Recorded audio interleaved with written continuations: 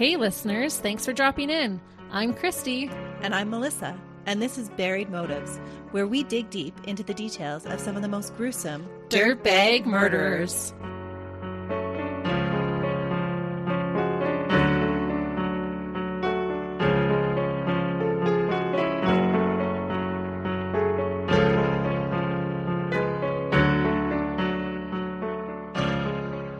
Hey listeners. Welcome back to Buried Motives. We're glad you're here with us for another week. We sure are. We have another great case for you. And I'm actually pretty excited to talk about this one because I visited these areas as a child. That's pretty neat. It's always interesting when you have that connection to the case. For sure, because then you can actually visualize the places that they're talking about. So if you haven't figured it out, Melissa has another Canadian case for us today. There's a lot of Canadian dirtbags, unfortunately. It's sad. But true. Yeah. But Canadians are supposed to be so nice. Isn't that what we're known for? It is what we're known for, but this guy definitely is not that nice Canadian that people know us for. I think when you're a Canadian and you become a dirtbag, you should lose your Canadian status. It's like, sorry, we're taking your Canadian card away because you're not very nice. You can no longer be a citizen. That's right. We like to have a reputation of being the nice ones, the polite ones that always say, I'm sorry and excuse me. Yeah. When you run into us, we say, oh, sorry. We totally do that. We do. Melissa and I earlier were talking about how great life would be if we had an undo button. All those stupid comments you make me like, undo. Oh, yeah. Sometimes you put your foot in your mouth so bad it haunts you like years later. I have one particular conversation that I'm not going to tell anyone because I'm so embarrassed, but it still bothers me. I'm like, how did I say that? Now I want to know which conversation it was. No, that's going to my grave. Oh. Like to the point where I had to call this lady up and I was like, I'm really sorry. I don't know how that came out of my mouth. I just was not thinking, but yeah, undo would be perfect in that situation. Or all those times that you say that, yeah, I'll do that. You're like, undo. Right? Oh, wouldn't that be great? It would be so fabulous. But I wonder how many of these dirtbags would actually want to undo. Oh, this one today will not press the undo button. Have you ever met a person that always thinks they're the victim? Oh, yes. I know a person like that for sure. I think everybody has come across someone like that in their life who always blames other people for their problems and never really wants to take responsibility for their actions. It's always somebody else's fault. And that's definitely the case with today's dirtbag. Oh, I hate them already. This type of attitude really gets under my skin. You're a grown adult. Take responsibility for your actions. Yeah, but there's something about them that just thinks that everyone else has it in for them, or that whatever everybody else has done, it's to their detriment. And then they never learn. They never grow. And by my observation, they just live a miserable life because they've put themselves as the victim. They can't find happiness because everyone's out to get me and everyone's making my life miserable. And they struggle to have any real relationships because of their attitude. Yeah, which is unfortunate. Advice from Melissa and Christy. Take responsibility for your actions. For sure. We all have to sometimes. We all do things that we wish we didn't and that we wish we could undo. Yeah, we could click that little undo button. But we're not in a dream world. No. And unfortunately, we're in the real world and we get to talk about actual dirtbags like you're going to talk to us about today. Yeah. Oftentimes with cases of domestic violence, you hear the neighbor say, oh, I had no idea, right? Right. Abuse often takes place without anybody knowing about it. Yeah, behind closed doors. Mm-hmm. And this was not the case. No one would be shaking their heads or saying that they didn't see it coming. It was not a shock when Basil Borutski was arrested for killing 3 women. Oh, man. So he's an open dirtbag. Yep. He was the man everyone knew and everyone failed to stop. So Basil would at first come across as this super nice guy helping these women out, but he would eventually manipulate these vulnerable women until he had weaseled his way into their homes. And that's when he would turn on them. Oh, man. So people knew he was abusing women and nobody stepped in to help? Nobody called the authorities? What's most heart-wrenching about this particular case is all of these women actually did reach out for help. Oh. And he still kills them. Oh, that's terrible. Despite his lengthy track record of allegations and charges raised against him, Basil would repeatedly only serve brief periods of time in jail. He would then be released on probation terms that did not adequately supervise or direct his reform. Instead, it gave Basil the opportunity to repeat this pattern of abuse again and again. Oh, that is frustrating when we see that happen in our legal system. Mm-hmm. 2 of these 3 women actually stood up to him and had him charged. And he was put in jail, but not for any great length of time. Oh, man. So this case, I think, will leave you wondering if it's wise to assume everyone is innocent until proven guilty, or that everyone deserves a second chance. That is interesting, because I feel like I believe everyone should be innocent before proven guilty, for sure. Wait till you hear this case. You might change your mind. Everyone except for the Basils in the world. So Basil Borutski was born to Walter and Beatrice Borutski on October 17th, 1957. He was the 3rd child born into a family which would have 8 children in total. So it was a big family. Not as widely available birth control in the 50s, probably. Nope. He grew up in Renfrew County in Ontario, Canada, a sprawling county that was considered peaceful, traditional, and conservative, and a place that valued privacy. Unfortunately, it is an area also known for its high domestic violence rates. Oh. And that's really actually not surprising because the community values minding your own business. Oh, that's true. So this kind of sets the stage for domestic violence because it's only challenged when people talk about the issues. Intimate partner violence is a plague on our society right now. Oh, for sure. Since the beginning of the pandemic, calls to Canada's Assaulted Women's Helpline have almost doubled. And women living in rural settings are at an increased risk. And one of the saddest statistics is that in the cases where a homicide takes place between spouses, 60% have had a known history of family violence. That's terrible. And that's just the stats that you get from the cases that are reported. I bet the majority are not reported. Yeah. It is very clear that enough is not being done to keep victims safe from their abusers. And this case of Basil Borutski is a prime example of that. Ugh. Basil came from a religious family that had deep roots in the community. There's even a Borutski street in the small township of Wilno. Basil's family tree had many generations of strong, self-reliant people, but Basil was a little bit of a black sheep. At school, he was a bully, and according to contemporaries in the county, he didn't fit in at all. Oh. Many in the small community would think that it was only a matter of time before he got himself into trouble because of his personality and his quick temper. It seems like it was another case of Jekyll and Hyde. He would initially appear as a nice, polite, God-fearing man, willing to help out friends and neighbors and enjoy laughs, but then a switch would flip and he would become tyrannical towards family members, controlling and manipulative. He drank often and would become verbally and physically abusive whenever he was agitated. And he was agitated really easily. Oh, no. Neighbors and family members would describe walking on eggshells around him so that Basil would not become upset. That sounds like a recipe for disaster, quite honestly. As an adult, Basil would move to Kitchener, Ontario, and work as a millwright. At the age of 20, Basil was convicted of assault causing bodily harm.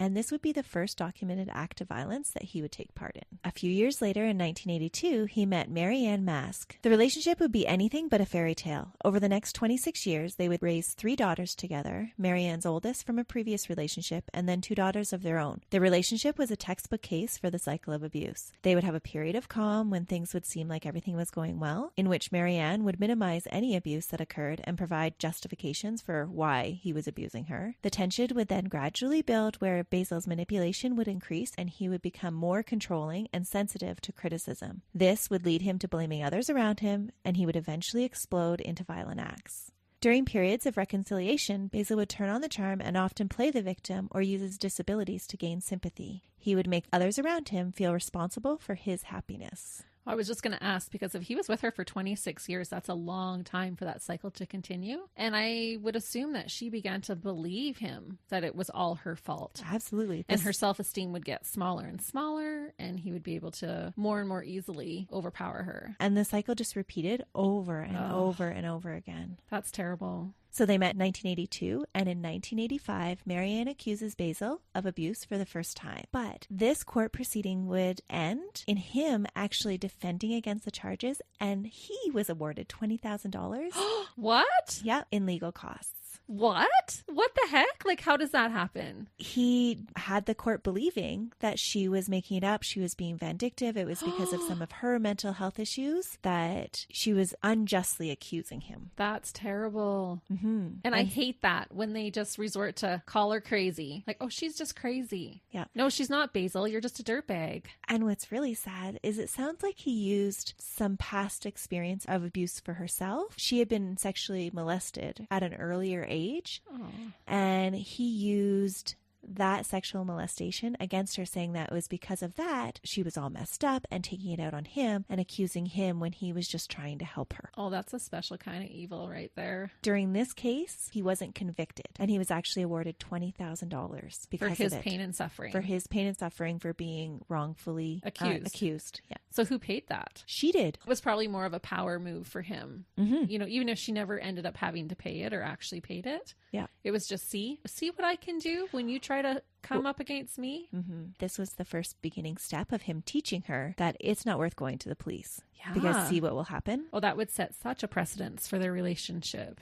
It was around this time that he suffered a work-related injury to his right hand. And it was so significant that the hand was actually severed and then had to be reattached again. This injury would have lasting impacts on his ability to work. Oh, I bet. But it would be an opportunity for him to use this to his advantage and play the victim. Oh. Somebody that needs to be taken care of. It wasn't long after the accident and being ordered to pay Basil $20,000 that Marianne reconciled with Basil and had their first child together in 1986. So it sounds like he used this accident to kind of get back with her because she had left him, but he had an accident and she was feeling sorry for him. And so she reconciled with him to take care of him and go back That's so to him. unfortunate because little did she know she was going to have 20 some years still of his torture and abuse. In the coming years, Marianne would report several more cases of domestic abuse, but a pattern would persist where she would report the abuse and Basil would somehow patch things up with her and she would recant either before the trial or during it. Wow. He just put on the charm.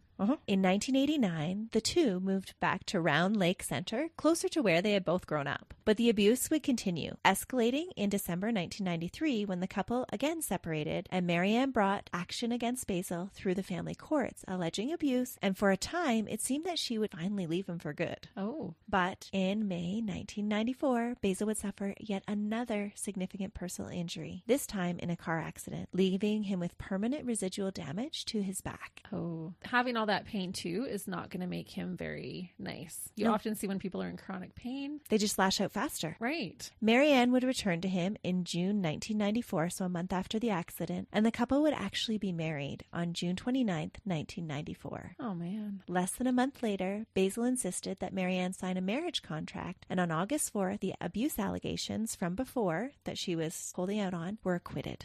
She just dropped the charges. So it was probably, now we're married, you need to get rid of this. You can't have this as, I'm your husband. Mm-hmm. By December of that same year, the couple would separate again, just a few months before their second child was born. Oh. And guess what they do? They get back together. They do. They get back together one more time between 1999 and August 17th, 2008. So for another 9 years, they get back together. Yeah, that's a long time. Mm-hmm. What would ensue in the following years after this reconciliation was a bitter court battle over the division of assets and accusations of more abuse. At the beginning of their separation, Basil was actually court ordered to stay away from Marianne for a period of 1 year. Good. During these proceedings, Marianne would state that Basil destroyed her spirit by relentless threats and abuse. She said that the reason that she had recanted all of her previous abuse charges was because he stalked her, constantly pestering her to recant, insisting that it did not happen, and told her that no one would believe her in court and that he would take the girls from her and she would never see them again. She says that she believed that he would succeed and she gave in. Marianne's mantra throughout her testimony was that she did what she was told because the underlying message was that no one would believe her and resistance was futile. That's despicable, honestly. And of course she would believe it because she lost that very first case and had to pay him $20,000. Mm-hmm. So if he could do that... He had convinced the courts in that case that he was the victim. Yeah. Basil's argument to the court at the time was that he never assaulted Marianne. He asserts that she was vindictive and manipulates the justice system by making false charges. He believes she suffers from mental health issues that distort her reality. He plays the victim himself, saying that the anxiety produced because of these false allegations and the mistreatment he receives because of them is so severe that he lives in constant fear of what he will be accused of next. Oh, bull crap, Basil. Bull crap. is so crazy, right? Well, it is. And it's like you put this woman under all this mental torment for decades, and then you're going to call her crazy? You made her crazy. If she's crazy, it's because of you and your abuse. You dirty, rotten dirtbag. Oh, I feel my blood pressure rising. Well, he puts it all in her. Like, it's, oh, she's the one that's making up these stories. But during the hearing, his 2 daughters would testify of his abusive nature towards their mother. Oh, wow. One daughter told the judge that the violence included hair pulling, slapping, and at one time he had even attempted to push Marianne out of a moving vehicle. Another daughter said that her dad repeatedly threatened to burn down the family home. Man. But Basil chalks this all up to a huge betrayal that was instigated by Marianne's lies. Oh, my goodness. Mm-hmm. When his daughters spoke up against him, this just gave him more proof that he was the victim in these series of unfortunate events where Marianne had constructed this evil portrayal of him and people were believing it. So now his daughters were believing it. Yeah. And like, look at what this woman did. She turned my own children against me. Yeah. That's what he says. Oh, and that would have taken so much courage for those girls to speak up against their dad. Mm-hmm. Because that would have affected them. They lived in that home. Absolutely. So the judge would eventually side with Marianne in November 2011 and awarded her the matrimonial home in Round Lake Center. On January 21st, 2012, this house that was the source of so much contention during the divorce hearings burned to the ground. So he literally burned it to the ground. There was no arson charges ever laid, but the circumstances were highly suspicious. Oh, yeah. Absolutely, he did it. Yeah. It had been entered into the court record when his daughter right, because she testified. Yeah. Mm-hmm. But then, okay, so the daughter testifies. He says he's going to burn the house down. The court awards mom, and they don't investigate. There were no arson charges laid. Canada, we can do better. We don't have to be that nice. Yeah. At the time of the fire, Basil had posted over 27 handmade signs around the property, listing his enemies by name and telling them to stay out or else. What? Okay, wait. He made signs and put them around the burnt down house? No, before. Neighbors said that the signs began to appear around the property about 5 years prior to the fire and then gradually accumulated over the years. What? I'm picturing, like, you know, when someone turns like 50 and they put like 50 flamingos like cutouts on their lawn. So he had been creating all these lists of people's names from the community and had them sticking like in stakes, like in their lawn, like all around. Yeah, all around their fence post, on trees, on like just all over their property. I don't know why. That is so deranged, but it's like making me laugh. Like, can you imagine you're out like walking your dog? Like, oh, Christy, that has my name. Well, some neighbors would even take a drive around the property to see if their names have been included on the lists. So wouldn't that be a huge red flag or indicator of his instability? You would think so. Yeah. Yeah. Marianne and 2 local OPP officers appeared on the list several times. Oh, man. So on his family home's property, he had posted his wife's name. That is so absurd. It is so absurd. And I think it's crazy that neighbors would actually come around and look for their name on the list to be like, oh, should we be careful of him? I was just going to ask you, would you be that person? Oh, absolutely. Like, does this freak have my name on there? I need to know who I need to watch out for. Yeah, wouldn't you? Yeah, I totally would too. Yeah. We would just be like, oh, I dropped something. Let me pick it up right here. And then looking at all the signs. You'd have to go find all 27 of them out because they weren't all in one place. They were like all around the property. Maybe I should start doing that around the inside of my house. When people in my family make me angry or don't do their chores or things like that, I'll just start putting sticky notes with their names around the house. Well, some of the signs were like, friends can come in and you know who you are. But then all of these other people, list, like all these names, they can't come in. Wow. So immature, too. Just weird. The fire, divorce, and Marianne's allegations of abuse weren't the only problems with the law that Basil was having at this time. I'm not surprised. Yeah. On January 1st, 2010, at 2 a.m., he was stopped at a ride program. So for those of you who don't know, a ride program is one of those check stops that the police set up to check and see if people have been drinking. Oh, like a check stop. Yeah, it's a check stop. Okay, yeah, we've all been through those. Yeah. Right. It's New Year's Eve. Oh, yeah. They're checking to see who's driving drunk. So and good thing that they do. I'm glad that they have these little check stops. Basil pulls up into the check stop and the police notice the smell of alcohol, but they assume that it's the woman in the passenger seat. She's obviously very drunk. And so they always blame it on the girl. Yeah. So they assume that it was the girl and they just kind of let him through. But as he's pulling out of the check stop, he hollers out the window, "Happy New Year's," to the police officers, and both of them that are standing standing there notice that he has slurred speech, and they decide to follow him. Good. Yeah. Dummy. So over the next 6 kilometers of the road where the police are following him, Basil is driving erratically all over the road, and they eventually pull him over. He refuses to do a breathalyzer test, and he's charged with a DUI, or driving under the influence. Yeah. Well, good. Mm-hmm. Hey, he was actually trying to be nice. He was trying to be the nice Canadian. Happy New Year.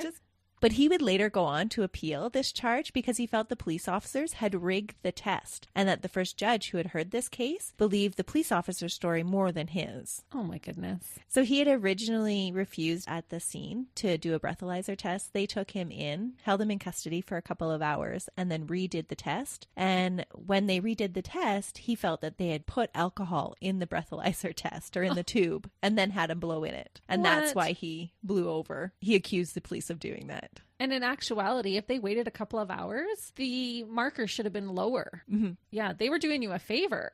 Yep. Years later, Basil would use this charge as proof of his long-standing victimization by the police. Okay, I think we need a sound effect for me rolling my eyes, because I feel like I'm going to be doing that a lot in this case, but the listeners won't be able to know.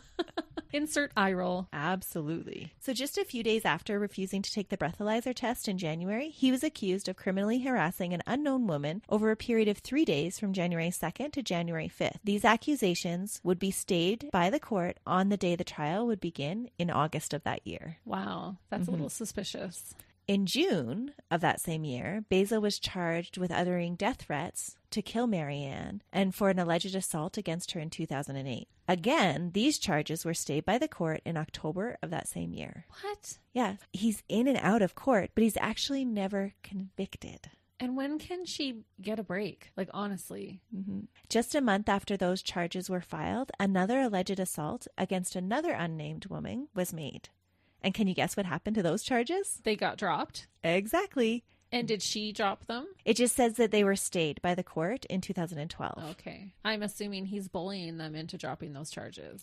All of these women all drop their charges every single time. That's so frustrating. Yeah, he's probably threatening them or trying to manipulate them. Well, and obviously not trying to. He does to get them to drop those charges. Yeah, they're not just magically dropping them. No. And then when those charges are dropped, that's not going to show up on his history. They do show up, but they can't be taken into account. Oh, okay. And that's the whole, you're innocent until proven guilty. And for these charges, he's never proven guilty. So in the eyes of the court, when he goes up for later charges, he's innocent of them. Right. Because he was never proven guilty. Right. Makes sense. As Basil was dealing with all these court proceedings, he met Nathalie Warmerdam, a hospice nurse that was working with his ailing father at the time. Nathalie grew up in the country and had originally worked as a technical writer for a software company, but she wanted something more meaningful. So she moved and went back to school to become a palliative care nurse. Aw. So Basil met her while she was caring for his father. That's unfortunate. She had a huge heart and was not afraid to take on a challenge. At the time that she met Basil, she had just gone through a divorce and was raising her 2 children in a home that needed a lot of repairs and upkeep. It wouldn't be long before Basil weaseled his way into her life and moved into her farmhouse. So he's seen a vulnerable woman and pouncing. Yeah, he tells Nathalie that he's just what she needs. He'll move in and help her with the house and the kids, and he's just this nice guy. And so she lets him move into her house. Right. And she's probably thinking, because she's met him while she's taking care of his father. So, look at, he's taking care of his dad and he's just so caring. Mm-hmm. So totally a wolf in sheep's clothing just Absolutely. To get in. That Jekyll and Hyde. Yeah. And then that sheep's clothing, the second he's probably in there, comes off. Yeah. Basil drums up a whole bunch of sympathy with Nathalie, telling her about all the hardships that he has had to endure, his accidents and the false accusations by his ex-wife. And Nathalie initially believes him and even advocates for him during his divorce proceedings. No. Yeah, she goes in as a character witness and says, he's a nice guy. He's been helping me. Oh, the poor girl. Nathalie's ex-husband, who was still present in her life because of her children, was suspicious of how quickly Basil had moved into the house. And so he hired a private detective to do a background check on him. Oh, wow. Good for him. He Normally you would think maybe that's creepy, but in this case, good for him.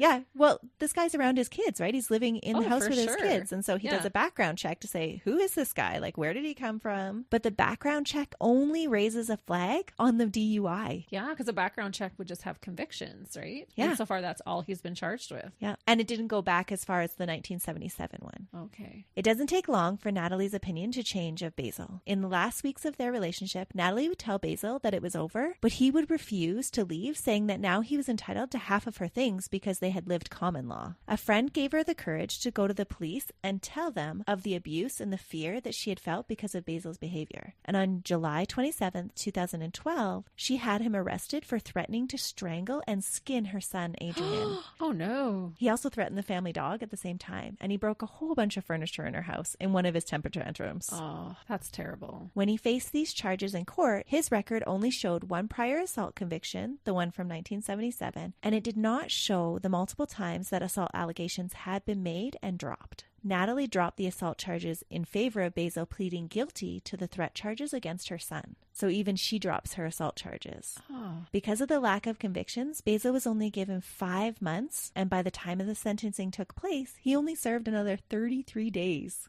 Oh my. So Basil was released on January 8th, 2013 on a 2-year probation term with a 10-year weapons ban. And as a huge oversight, he kept his PAL license. So the PAL license in Canada is your possession license for holding a gun. So they didn't strip him of his license? No, I don't know why that didn't happen, but he still retained his PAL license, even though he had this 10-year weapons ban against him. That's crazy. Mm-hmm. In 2013, Basil would enter into 2 different relationships, big air quotes around relationships, one with Carol Culleton, who he met at the Will No Tavern. Carol visited the area during summer months, spending time at her cottage on Lake Kameniskig. The two had a casual relationship over the summer. Carol was a recent widow and was preparing to retire from a career in public service. So he's preying on these women now who are recently divorced or widowed. They make him feel good, right? He can be the big hero in their family because he can help them fix up their house and provide companionship. Yeah. Oh, you're broken? Let me come in and help you, but actually I'll just smash you down more. Yeah. In the winter of 2013, Basil had moved on to Anastasia Kuzyk, who had been the real estate agent to sell his property that he had fought over with Marianne. Oh. Anastasia was described as an accomplished equestrian and a lover of nature and animals. There are conflicting reports if this was a sexual relationship, but what is known is that Basil moved into her home just a short time after the two struck up a friendly conversation at the Will No Tavern. Oh. Anastasia had recently bought a farmhouse after breaking up with her boyfriend. She was struggling with a rundown property and had financial issues. Basil would convince Anastasia that he was just what she needed, that he would help her fix up the house and he would help her save money. Wow. So hard to say if that was a romantic arrangement or not. Yeah. Even during his confession, he goes back and forth between whether they were actually in a relationship or whether he treated her like his daughter. At one point in the confession, he's talking about how she would sit on his lap and he just couldn't even get hard because he thought of her as his daughter. Oh. I know, so gross. But then other times he's like, yeah, we were in a relationship. So they probably were then. And there was one report where Anastasia said, yes, that their relationship had been platonic, but at one evening it had went too far. Oh, okay. Gotcha. So whether they had this platonic or sexual relationship, what they did have was a relationship of abuse. Right. It's not relevant if they did or not. Yeah. I was just curious because it sounds like if she was hiring him kind of like as a farm help. No, right? that's the next one. Oh, okay. Yeah. Wait, we'll get there. All right. So when he moved in with her, it was not long after being released from prison, and it was actually a direct violation to his probation terms. And he didn't get arrested for breaking his probation?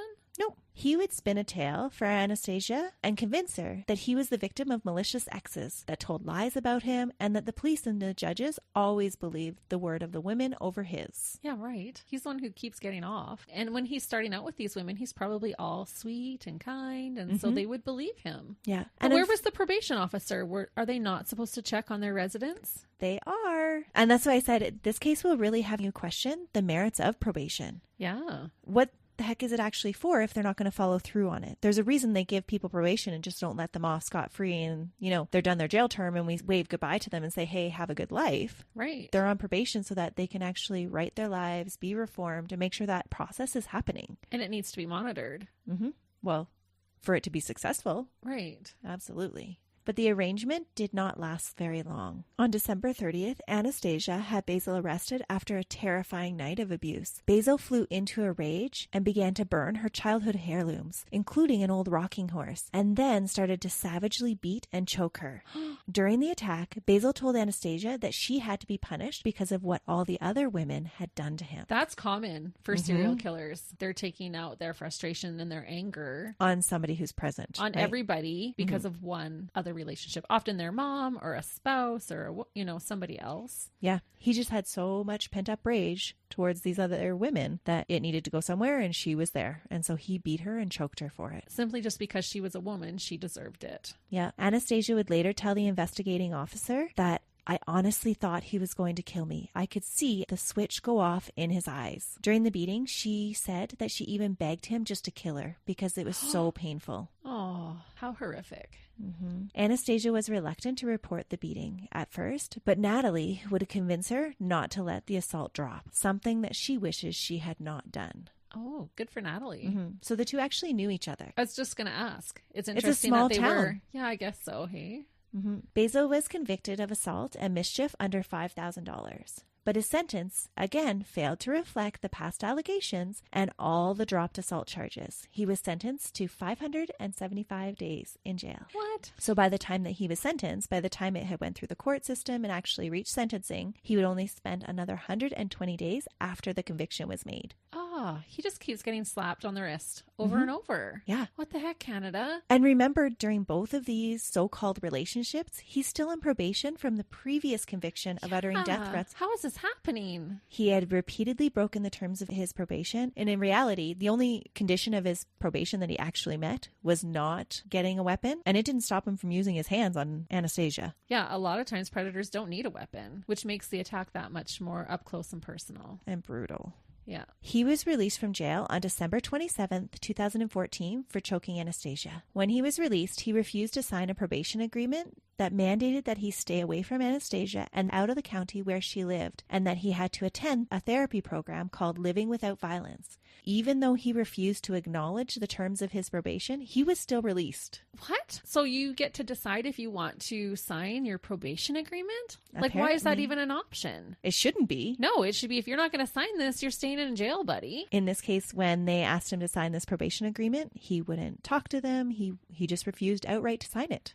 Well, then you haul his butt back to jail. They didn't do that. That's crazy to me. So he did meet with his probation officers. He got his probation officer to agree to him breaching his probation to go into the county where Anastasia lived so that he could attend the mandated therapy group. Oh, that's a bit of a loophole there. Because you want him to go to the violence group, right? And so his probation officer believed his sob story about, I want to go to the therapy group, but I can't. So she bends the rules of his probation and says, okay, you can go into the county to attend these therapy sessions. But he never shows up for a single therapy session. Oh, and just uses it as an opportunity. Yeah. A therapist with the program reads the records of the attack and commented on its ferociousness and raised concerns that it did not seem like a situational attack, like it seemed more like a patterned attack. But he never had the opportunity to work with Basil because Basil would never attend any of the therapy sessions. And so right there, he's in a direct violation of his probation. He was supposed to, even though he didn't sign it, he was still ordered to go to these therapy sessions and never attended one of them. And they don't haul him back to jail. Nope.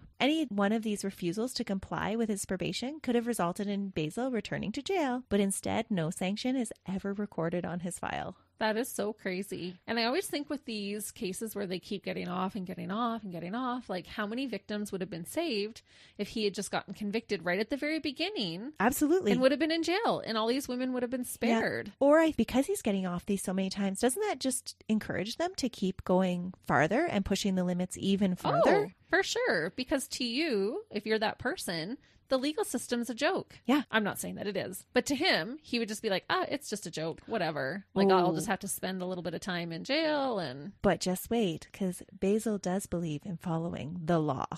Wait till you hear his confession. By the spring of 2015, Basil continued to drive around the county despite his having to forfeit his driver's license. And had moved back into Renfrew County, where he's not allowed to live. There, he took up a residence at a social housing complex in Palmer Rapids. And that summer, he became reacquainted with Carol. So he must be a real smooth talker. to get these women to actually come back and reconnect with him.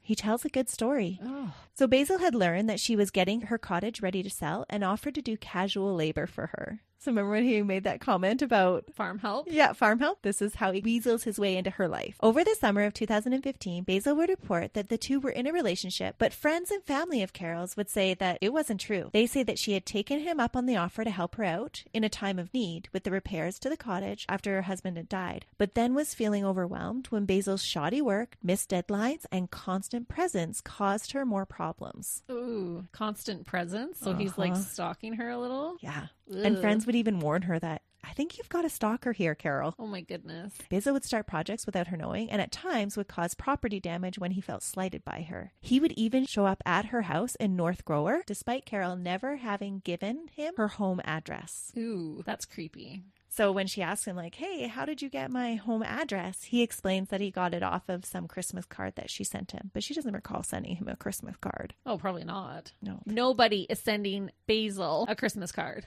But if you don't send him one, you're going to be on that list on his lawn. That's right. Maybe you send him one just to remain off the list. Carol's actions and dating habits indicate that she did not believe that they were in a relationship. On Labor Day, Basil sees Carol sitting on another man's lap and he rips out her flower beds, leaving all the plants to die. What? So in this cottage that she's getting ready to sell, he had been helping her plant some flower beds and he goes and rips out all the plants. Like in a little temper tantrum.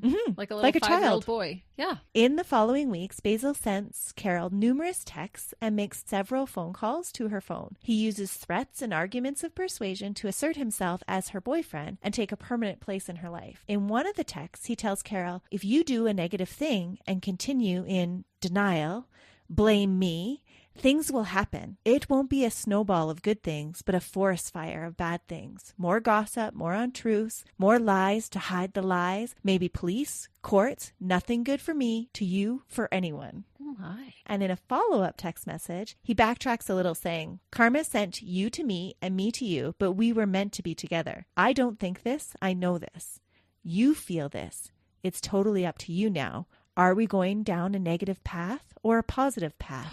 There are only two choices, right or wrong, positive or negative, truth or lie. What a manipulator. And this is where he makes his victims feel like it's their fault. That's like, right. It's up to you. You get to choose how this goes. Text exchanges continue for days. Basil stresses in one of his messages that he's not a violent or vengeful person. Well, I would hate to see what he thinks is a violent and vengeful person then. Yeah. On the 14th, Basil attends his final session with his probation officer. So now we're 2 years past his last conviction. And like all the other appointments before, he complains about his finances, his housing situation, and his lack of transportation, which I think is a huge joke because he was driving all around the county in a friend's car the whole time. So I think this is where he's just trying to drum up sympathy and act like more of a victim to his probation officer. Because on paper, he's not supposed to be driving. So he's going to leave the part out that he is driving. And he's playing the victim of, oh, this is making life so difficult for me. I need my driver's license back. And the mental health crisis management worker would later reveal that he believed that Basil had handwritten a letter at some point during this week that read,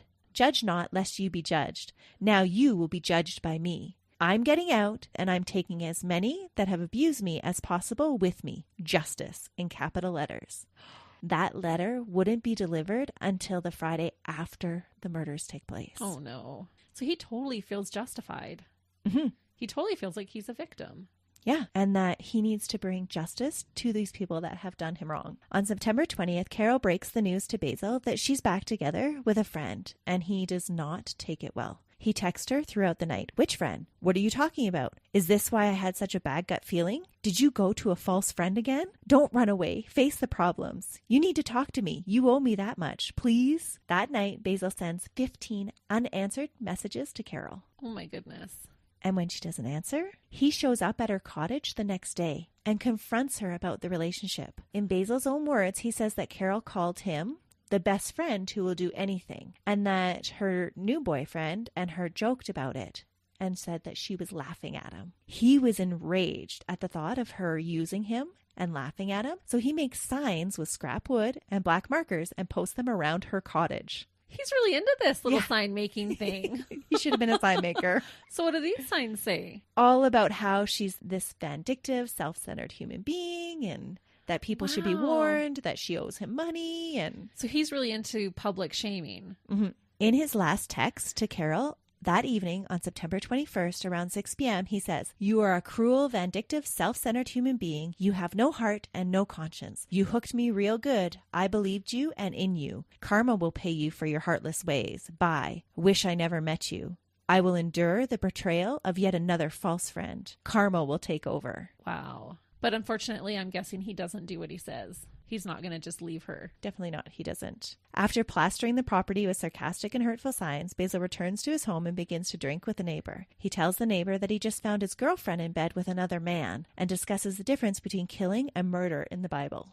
Oh. So already he's like building this great big story up in his head that he's this, jilted lover, that she's done him all wrong. Yeah. And really, she never felt she was in a relationship with him at any point. So Basil then retrieves a decades-old sawed-off 12-gauge shotgun. He says he found the gun in the floorboards of an old motorhome in a nearby scrapyard. And because he's not allowed to have a weapon under the terms of his parole, he had stashed it in the bushes outside of his apartment. Oh, man. He then falls asleep on the couch in a drunken stupor with the Bible in his hands. Oh, I think he needs to go reread that Bible. Well, apparently he's very well versed in the Bible. He says over and over during his confession that he'll take on any pastor or minister and quote Bible verses to them, and he'll correct them when they get it wrong. And that's scary to me when someone is like that with the Bible and then they're still like so evil. That's scary. Yeah. So there is a whole text conversation that goes on between Carol and her new boyfriend about Basil showing up at her house that day. Mm-hmm. And her boyfriend is like, go report that to the police, or please don't stay at the cottage overnight by yourself. And Carol kind of just brushes it off. And she says, you know what? Everything will be fine. We tend to do that though, don't we? Mm-hmm. It's okay, ladies. Cause a commotion. Make a stir. If we don't stand up for ourselves, who's going to? It's true. And so this boyfriend, Craig, he makes the comment to her in a text saying,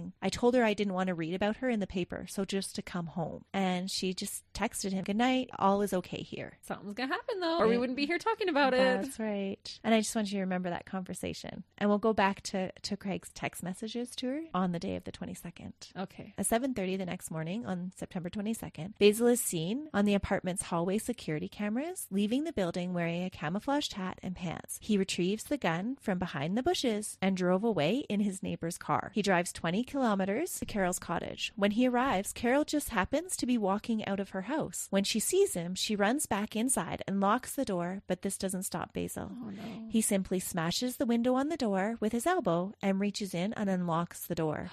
That's terrifying. Mm-hmm. Carol tries to tell him that a man from the hydro is coming and that he should leave right away, but Basil becomes enraged by the lie and chases her down with a length of coax cable he finds in the cottage. He beats Carol with it and then begins to wrap it around her head and neck 6 times. No.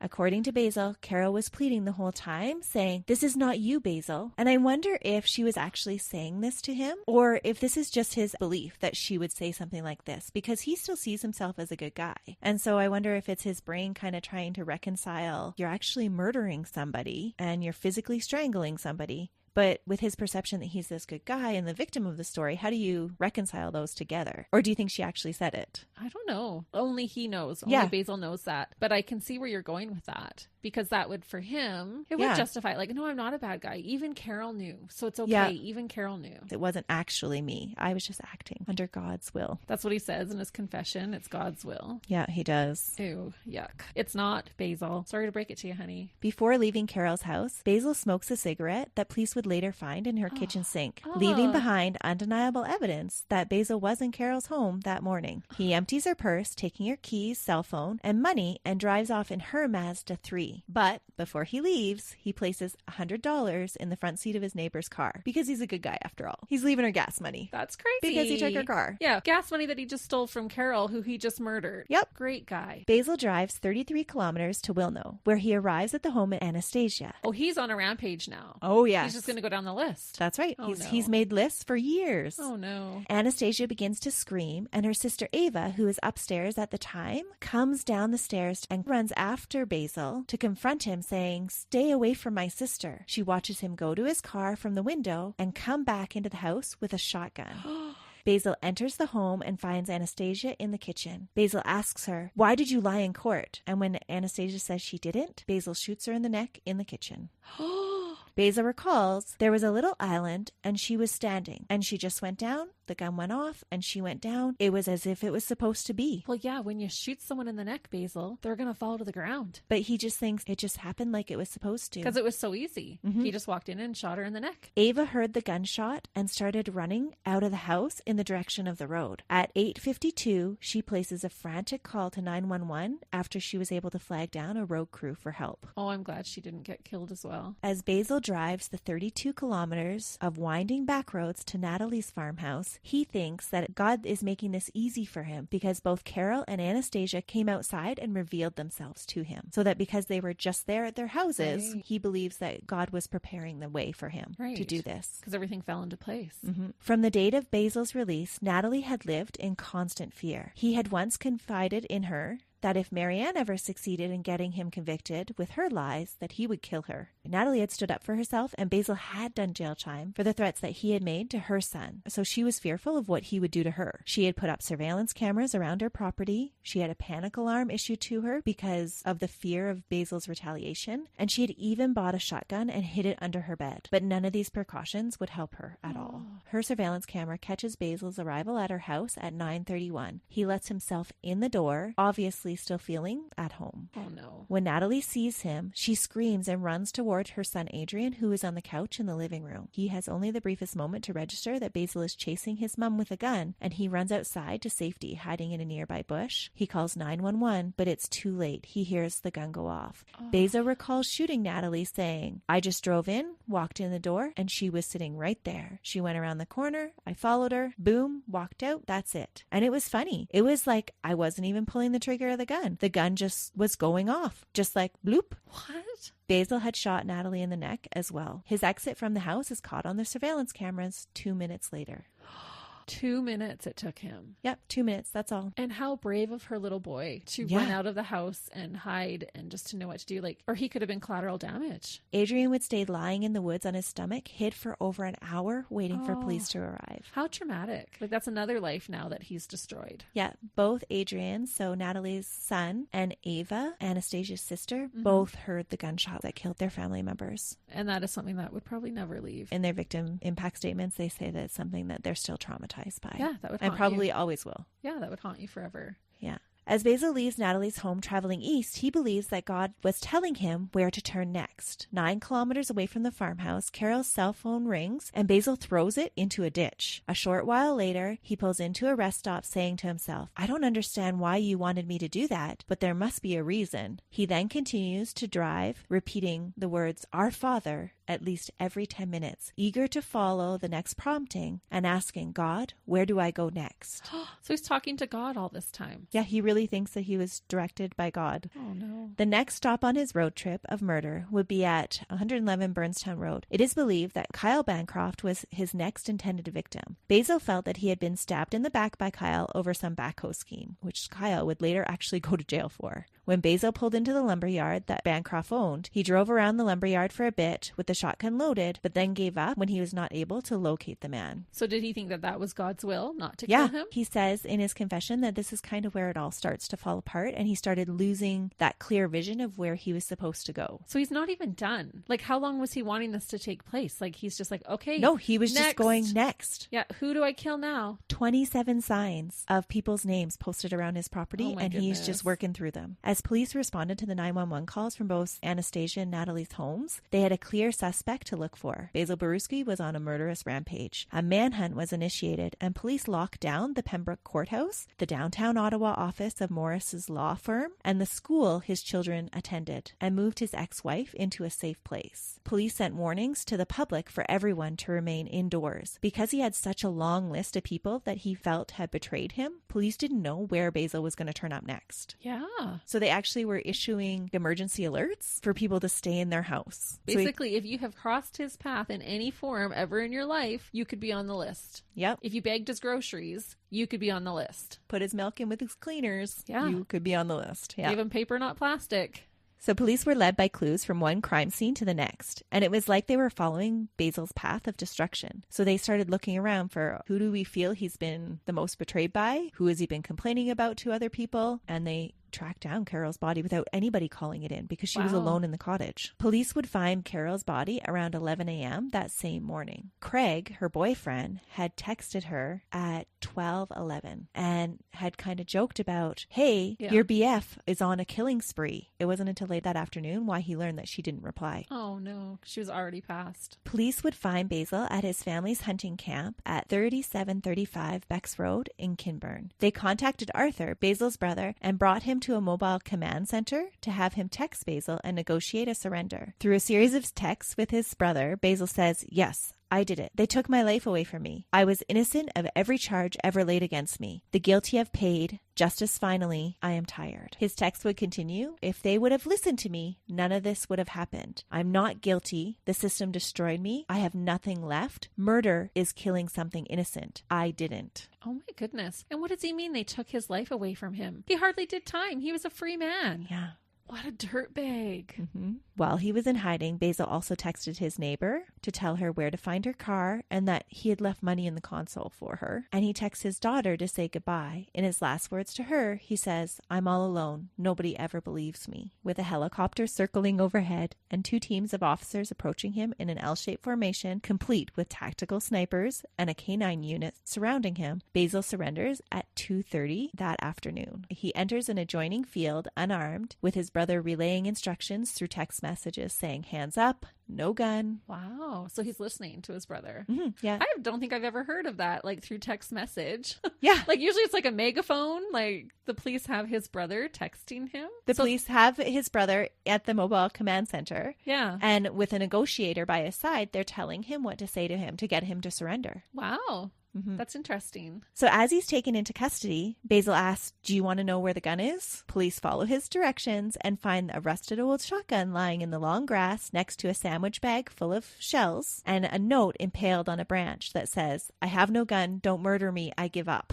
What a weasel. On the evening that Basil is taken into custody, he is offered to meet with a lawyer, but he declines. When one is arranged for him, he refuses to speak to the lawyer. So why? Does he think God's going to save him? He thinks he's innocent. Oh my goodness. During his confession, which lasts almost 5 hours, he declines to have an attorney present. And originally he's a little bit reluctant at first to talk about the murders, but what he does want to talk about is how he's been wronged and how this whole justice system has led to him being victimized and has led to what he did. Why am I not surprised? What a narcissist. He really is. It isn't until the detective asks him what others will think of him that Basil loses his composure and becomes agitated as he contemplates that others may not see the death of these 3 women the way he does. He is very concerned about how he is portrayed. Referring to himself in third person, Basil laments to the detective about the injustice he felt at other people judging him and not giving him a fair chance. He said, but nobody wanted to prove that Basil was innocent. They wanted to find a way to make Basil guilty instead. It is this need to have others realize his victimization that spurs him on to confessing to killing Carol, Nathalie, and Anastasia. Throughout the confession, Basil admits to killing the women, but refuses to take responsibility for murdering them. He felt that it wasn't murder because they were guilty of telling lies about him and telling lies to him, and that they treated him unfairly. Because they were guilty of that grievous sin, they had to be punished. At one point in the confession, he explains that it was his original plan to take his own life, but he was unable to do so because he was innocent, and that would be murder.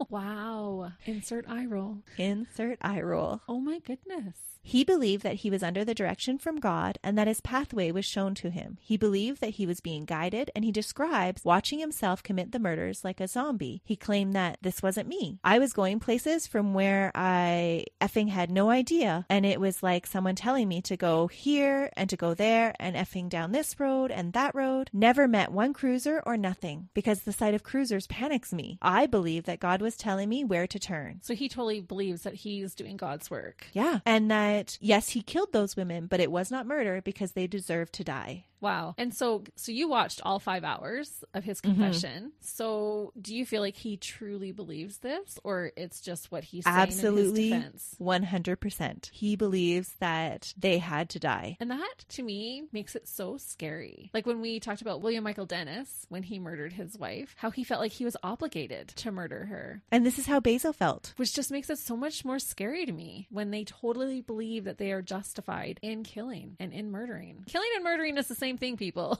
Not to Basil. So Basil perceived that the actions and movements that the three women took to confront him or run away as part of a twisted confession of guilt, and that he was justified to punish them for the lies that they had created. So he was perceiving their actions like, oh, she was just sitting there when I walked in. It was just a confirmation that what he was doing was right. Where in fact she was just a sitting duck. Yeah, she was just sitting in her kitchen. Yeah. One of the quotes he says is, because then everything was as if it was a play. Carol opened the door. Anastasia walked right out the door of the house. I walked up to the door and opened it, and Natalie was right there. It was if it was supposed to be, except when I got to where the fat man was, and that was Kyle. Right. The fat man wasn't there. And it was like the tape playing broke. When I was there, where was the fat man? So he was just expecting to walk in and see Kyle just sitting there like a duck. Yeah. And I'll just go in there and pop him and keep going. Yeah. He probably was genuinely shocked and surprised. Because he honestly felt like he was being guided and directed. So wouldn't that be your sign then that, okay, your mission's over? Like if you're totally believing this? Well, and that's what he did, is he went and hid then. Right. He didn't go on with the rest of his mission because the tape broke. I didn't know where to go next. And so he went and hid at a family member's hunting camp. Right. So I wonder how many people Kyle saved by not being there that day. Yeah, who knows? Good job, Kyle. Good job for being busy.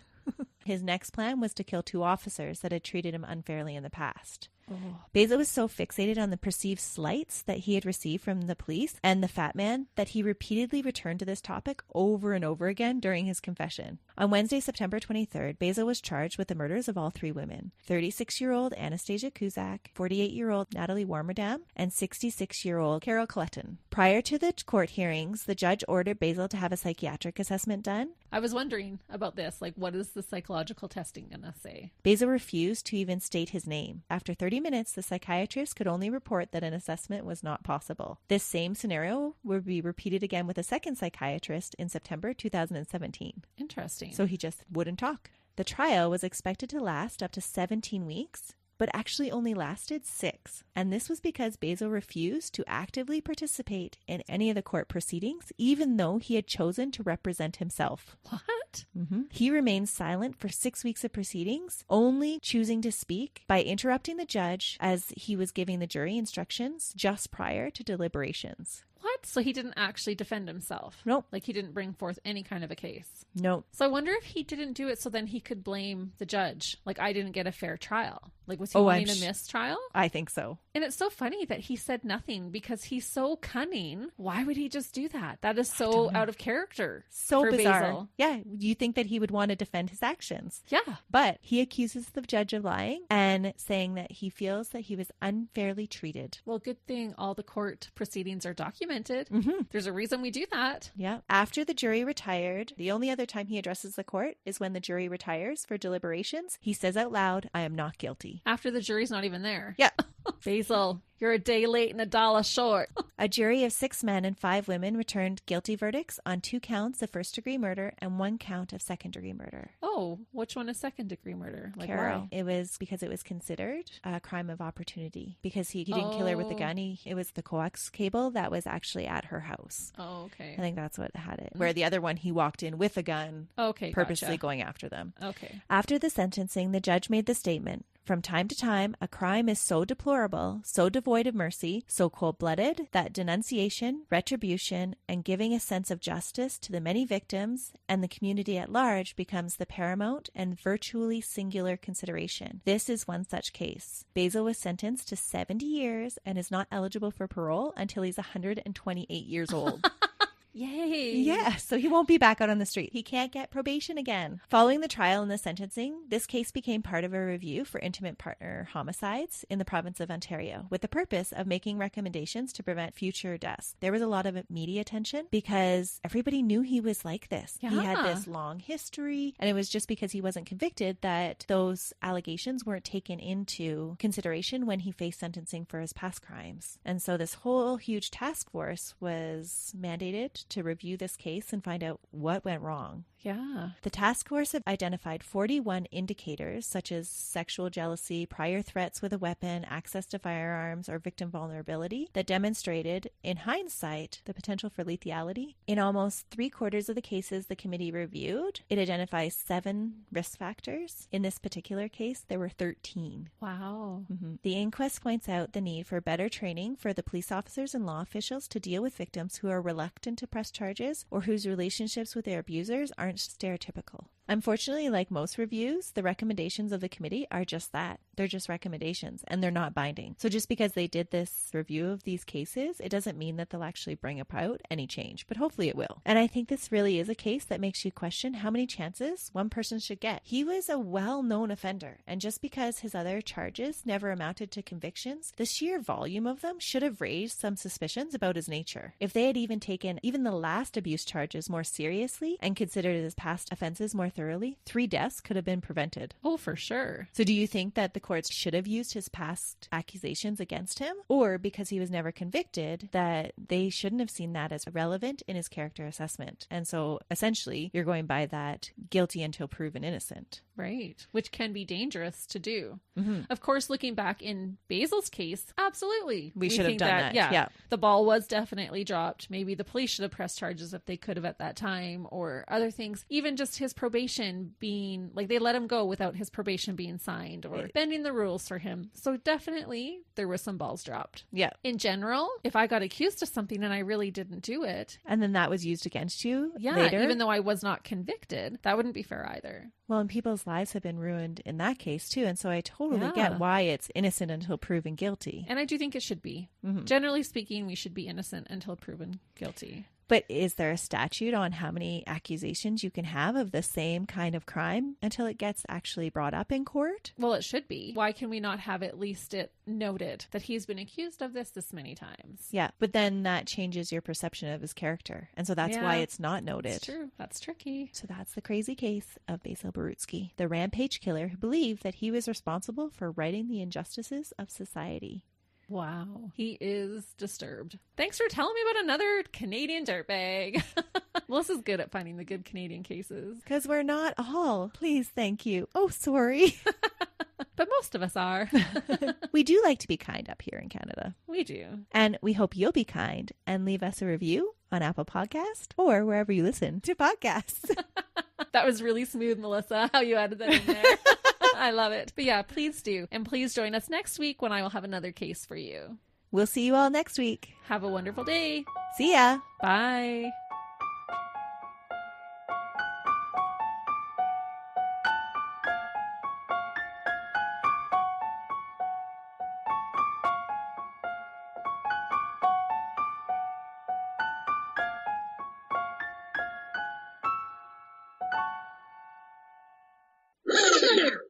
Now it's your turn to say something. Oh, yeah. Can you do something better? I don't have anything better. And now all of our listeners are wondering if it's them. Usually I'm sitting there staring off into space. She is a firecracker being held back today. It's time to grow up. Stop saying so, Melissa. Don't say so. Luckily, it had been vacant. Luckily, it had been vacant. Unstability? Is that a word? Unstable Instability? What's the word? Instability. So wouldn't this be a huge indicator of his instability? Instability. No, instability. Oh, okay. Take 54. So wouldn't this be a huge red flag about his instability? Instability. I think I have instability right now. Basil, you're under my skin. For a week gotcha. work. That's what she's I thought. Just retarded. She has just retired from one cream scene.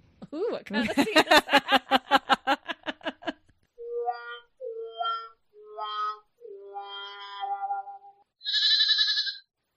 Another Sound Off Media Company podcast.